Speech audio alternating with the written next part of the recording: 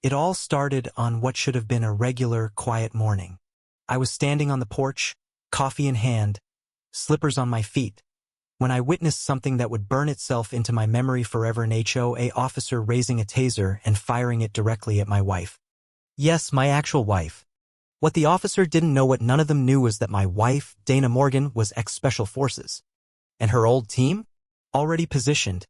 Laser sights trained on the officer's chest from hedges, rooftops, and nearby cover. Dana saw the whole thing coming. She let it play out. Dana doesn't flinch at power-tripping HOA rent-a-cops playing dress-up in tactical gear. Me? I flinched hard. 1 second we were debating if we had enough charcoal for the weekend barbecue. The next she was flat on the driveway, a guy in a fake sheriff vest screaming into his walkie-talkie like he was breaching Fallujah. We'd moved into Cedar Ridge Estates about 6 months earlier. The flyer had promised peace, security, and family values. What it really meant was a neighborhood ruled by an HOA with delusions of grandeur. All the houses looked the same, lawns trimmed like military buzz cuts. And heaven help you if you brought your trash bins out even a minute too early. Dana found the whole setup hilarious. The HOA rulebook was thicker than her old deployment manual, but she went along with it for the quiet life, the good schools, the safe streets, the absence of late-night EDM thumping from next door. Our first issue? Her matte black military Jeep. She parked it just a hair over the driveway line, tire barely kissing the grass. Next morning, violation notice. Looked like it came straight from NORAD. I laughed. Dana didn't. She scanned the notice and filed it away in a folder she labeled Cedar Ridge Nonsense. The HOA president, Gloria Whitmore, ran the board like a pastel dictator. Clipboard in hand, sweater sets in rotation, and a scowl that seemed permanently reserved for Dana. According to Gloria, Dana gave off aggressive energy and masculine intimidation. Dana just smiled, said "cool story," and went back to tuning her Jeep's suspension. That got us weekly inspections and citations for combat vehicle disruption. Then came the real madness. The HOA decided to form the Cedar Ridge Civil Enforcement Unit, 5 guys who looked like they'd been cut from a low-budget mall security training video. They wore camo pants, black polos, and fake badges that read Code Enforcer and Safety Lead. They carried oversized flashlights, clipboards, and pepper spray. One guy regularly practiced baton drills in the cul-de-sac like he was auditioning for SWAT. Dana watched them the way a hawk watches mice. Calm, focused, patient. She started taking longer walks, asked questions, ran cables through the attic. When I asked what she was doing, she said, "Just observing. They're not ready yet. And when Dana's watching, you don't interrupt." Meanwhile, the HOA's fake task force got bolder. Cameras on stop signs. Fines for sidewalk chalk.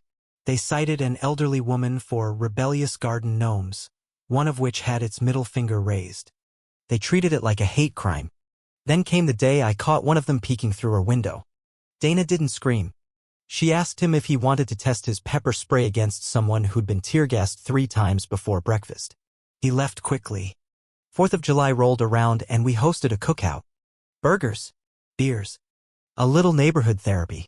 Dana parked her Jeep right under the HOA sign, wheels practically hugging the post.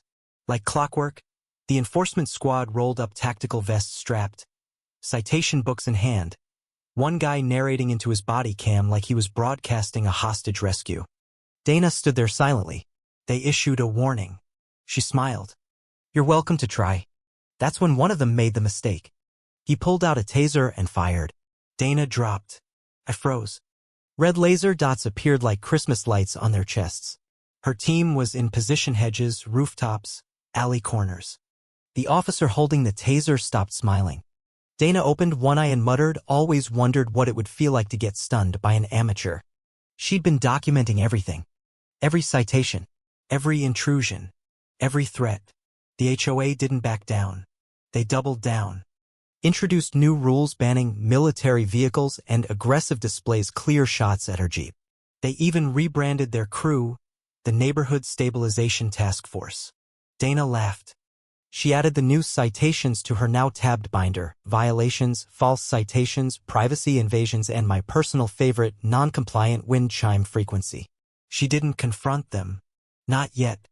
She kept jogging, scouting, Collecting footage.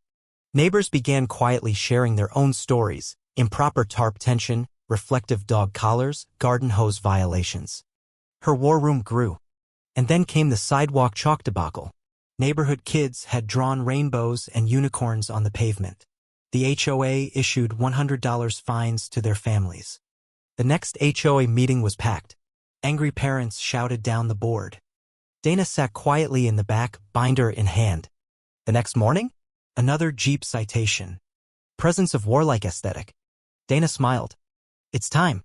At the next barbecue, Dana parked the Jeep directly under the HOA sign again, American flag folded neatly on the windshield. Same officer, same vests, same posturing. Sunglasses guy there lead pulled his taser. Dana stepped in front of the Jeep. You'll have to go through me. He fired. Dana dropped again. But this time it was planned. Red laser dots lit up. Her team emerged. Calm. Professional. Focused.